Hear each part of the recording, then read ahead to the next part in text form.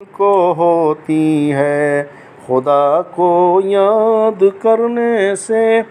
حضرت عبداللہ رضی اللہ تعالیٰ عنہ دنیا سے آپ کی جب رخصتی ہوئی، آپ کا جب وصال ہوا، جب امام الانبیاء حبیب کبریا مالک ارض و سما اپنے والد ماجد کے وطن میں تشریف لائے، چھٹا مہینہ تھا، سرکار کی آمد کو نبی کریم علیہ السلام کہ دادا جان حضرت عبد المطلب کو ہی پتہ چل گیا کہ اب سرکار کی ولادت کا وقت قریب آ گیا ہے، تو حضرت عبد المطلب نے اپنے بیٹے حضرت عبداللہ کو فرمایا، بیٹا تمہارے بچے اور ہمارے پوتے کی ولادت کا وقت قریب آ گیا، اس ولادت پر ہم نے پورے مکے کی دعوت کرنی ہے، خوب جشن منانا ہے، بیٹی کی ولادت پر پرتکلف کھانا دینا ہے، لہذا تم ملک شام کی طرف جاؤ، بہترین قسم کے پھل اور کھجوریں لے کر آؤ تاکہ پہلے سے اس کا انتظام کیا جائے۔ حضرت عبداللہ نے عرض کی، ٹھیک ہے بابا جان۔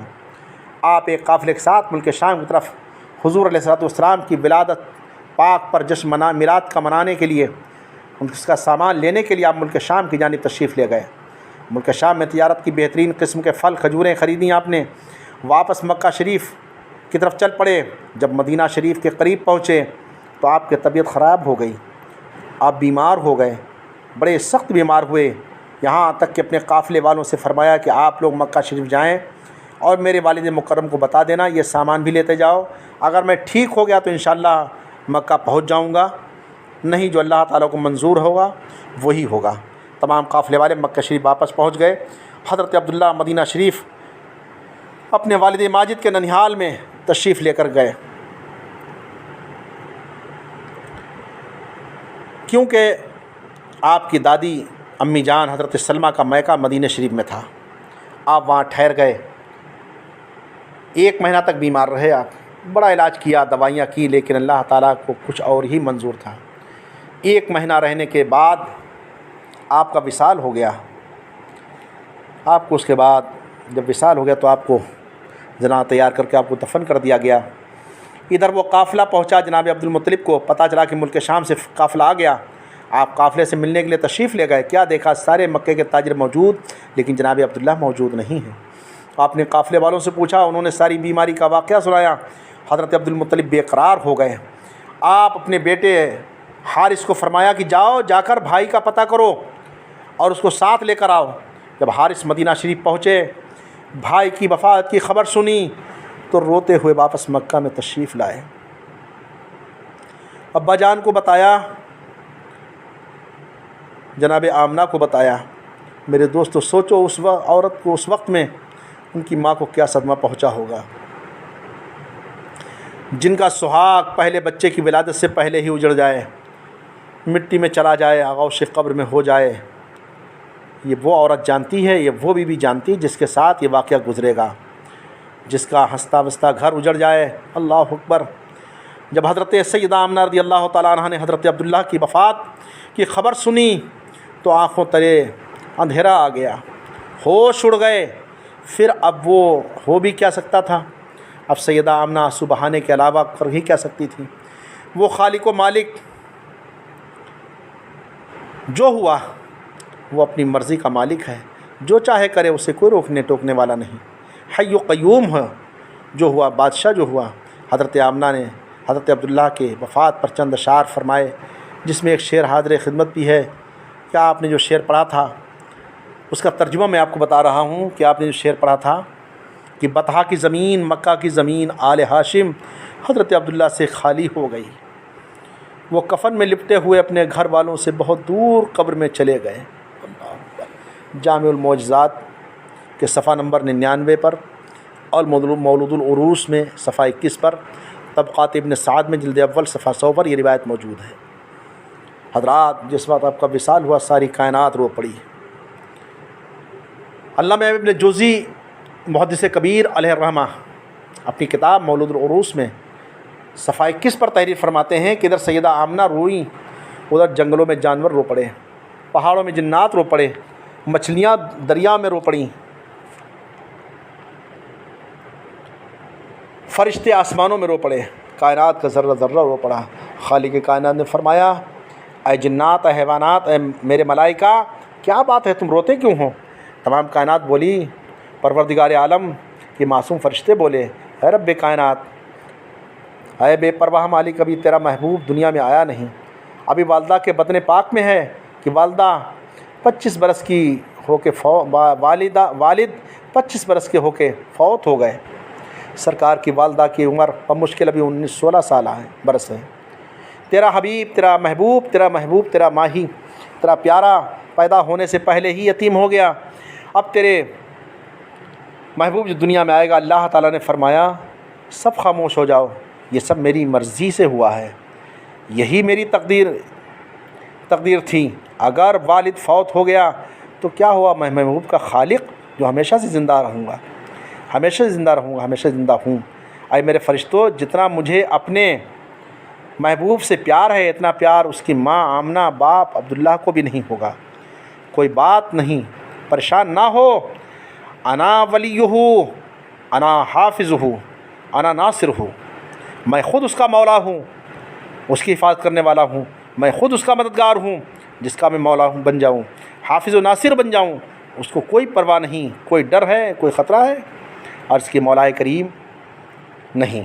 فرمایا تم اس پریشانی کو چھوڑ دو، اس غم کو چھوڑ دو، اگر کچھ لینا چاہتے ہو، برکتیں حاصل کرنا چاہتے ہو تو میرے حبیب پر درود پڑھو، سلام پڑھو۔ سبحان اللہ۔ سیرت حلویہ مدارج نبوت کے اندر روایت موجود ہے کہ سرکار ابھی پیدا نہیں ہوئے، ماں کے وطن شریف میں ہی یتیم ہو گئے۔ یتیم اس بچے کو کہتے ہیں جو بچپن میں اپنے والد کے پیار سے، شفقت سے محروم ہو جائے۔ ہمارے معاشرے میں اس بچے کا کوئی مقام نہیں ہوتا، کوئی عزت اس بچے کی نہیں ہوتی جس کا والد نہ ہو، جو یتیم ہو، جو باپ کی محبت سے محروم ہو۔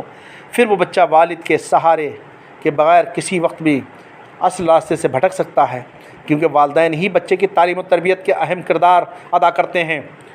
والدین ہی بچوں کے لیے پہلا اسکول، پہلا مرکز ہوا کرتے ہیں، اس لیے والد کا سایہ، سہارا بچپن میں بہت اہم ہے۔ پھر کیا وجہ ہے، کیا حکمت ہے کہ اللہ تعالیٰ نے ساری دنیا سے محبوب ترین نبی کو، ساری کائنات سے محبوب رسول کو، ساری کائنات سے زیادہ عزیز پیغمبر کو پیدا ہونے سے پہلے یتیم کر دیا، والد کا سایہ اٹھا لیا؟ کیا حکمت اس میں ہے؟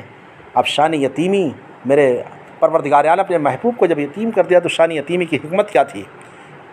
آئیے ذرا اس حکمت میں سمجھنے کی کوشش کرتا ہوں کہ اللہ تعالیٰ نے اپنے محبوب کو ماں کے وطن میں ہی یتیم کیوں کیا۔ اس کی پہلی حکمت یہ تھی کہ پہلی وجہ یہ تھی کہ محبوب کو، اپنے محبوب کو دوسروں کے احسانات سے بچانے کے لیے یتیم کیا۔ اللہ تعالیٰ بتانا یہ چاہتا ہے یہ میرا نبی ہے، یہ میرا محبوب ہے، میرا رسول ہے، اپنے رب کا احسان مند ہے اور کسی کا نہیں، اپنے خالق کا محتاج ہے اور کسی کا نہیں، اپنے مالک کا تربیت یافتہ ہے، کسی اور کا نہیں۔ اگر ماں باپ، دادا میرے آقا کی پرورش کرتے، سرکار کو پڑھاتے، سرکار کے ناز و نخرے اٹھاتے، تو قیامت کے دن ماں کہہ سکتی تھی، باپ دعویٰ کر سکتا تھا، دادا اعلان کر سکتا تھا، اے مالک الملک، اے خالق کل، ہم نے تیرے حبیب علیہ الصلوۃ والسلام کی پرورش کر کے، پڑھا کے، اس کے ناز و نخرے اٹھا کے، پال کر کے، جوان کر کے تیرے محبوب پر احسان کیا ہے۔ اللہ تعالیٰ نے پیدا ہونے سے پہلے ہی محبوب کے والد کا سایہ اٹھا لیا۔ 6 سال کے ہوئے تو والدہ ماجدہ کی وفات ہو گئی، 8 برس کے ہوئے تو اب دادا بھی فوت ہو گئے، تاکہ نہ یہ فرشتے رہیں گے، نہ قیامت کو احسان جتلائیں گے۔ میرا محبوب کسی کا احسان لینے کے لیے نہیں آیا، میرا محبوب کسی کا احسان لینے کے لیے نہیں آیا جا رہا ہے، بلکہ ساری نسل انسانی کی طرف محسن بن کر کے تشریف لا رہا ہے۔ یہی بات کسی سیدنا مولانا امام جعفر صادق رضی اللہ عنہ سے پوچھی کہ حضور کیا بات ہے کہ سرکار پیدا نہیں ہوئے، والد فوت ہو گئے، 6 سال کے ہوئے والدہ چلی گئیں، 8 برس کے ہوئے دادا بھی چلے گئے۔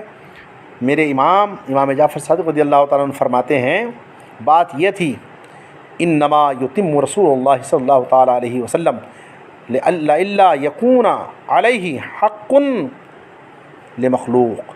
حضور علیہ السلام کو اللہ تعالیٰ نے اس لیے تسلیم فرمایا تاکہ آپ پر کسی مخلوق کا، حتیٰ کہ والدین دادا کا بھی آپ پر احسان نہ رہے۔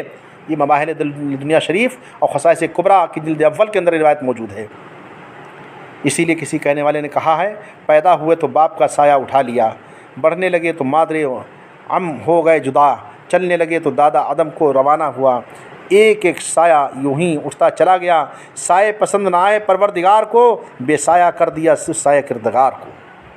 اور دوسری حکمت یہ تھی کہ اپنے محبوب کو یتیم کرنے والے اللہ تعالیٰ عالم بذات الصدور وہ جانتا تھا۔ میں نے قیامت تک لاکھوں کروڑوں بچوں یتیموں کو بنانا ہے۔ اپنے محبوب کو یتیم بنایا تاکہ یا محبوب کے صدقے قیامت تک آنے والے یتیموں کی شان بلند ہو جائے، عظمت بلند ہو جائے، لوگ یتیموں سے پیار کریں، رحم کریں۔ یتیموں کو جب اپنی یتیمی پر رونا آنے لگے تو میرے محبوب کی یتیمی کو یاد کر کے صبر کر جائیں کہ جب خالق کائنات نے اپنے محبوب کو یتیم پیدا کیا ہے تو ہم کون ہیں، ہماری حیثیت کیا ہے۔ اور تیسری حکمت یہ بھی تھی کہ سرکار کے والد ماجد اور والدہ ماجدہ زندہ رہتے، ان کی وفات نہ ہوتی تو آپ کے بھائی بہنیں اور بھی اللہ تعالیٰ کی قدرت سے پیدا ہوتے۔ وہ حضور علیہ الصلوۃ والسلام کو بھائی کر کے بلاتے، وہ سرکار کی برابری کا دعویٰ کرتے، کہتے محمد صلی اللہ علیہ وسلم جس باپ کے تم بیٹے ہو اسی کے ہم بھی ہیں، جس ماں کے تم لختے جگر ہو اسی کے ہم بھی ہیں، لہذا ہم تم برابر ہیں۔ پھر سرکار کی وہ شان، وہ مثل حیثیت بے مثل حیثیت برقرار نہ رہتی جس حیثیت پر اللہ تعالیٰ نے اپنے محبوب کو پیدا کیا۔ لہذا اللہ تعالیٰ نے محبوب کو یتیم کر دیا، نہ ماں باپ ہوں گے، نہ کوئی برابری کرنے والا ہم مثل بننے والا پیدا ہوگا۔ اللہ تعالیٰ نے تو برداشت نہ کیا کہ محبوب کو برابری کرنے والا کوئی پیدا ہو، لیکن بدقسمتی سے کلمہ پڑھنے والا نبی کی ہم مثل بنا پھرتا ہے، نبی کا چھوٹا بھائی بنا پھرتا ہے۔ آپ حیران ہوں گے یہ کیسے ہو سکتا ہے کہ کلمہ پڑھنے والا نبی کی مثل کیسے ہو سکتا ہے؟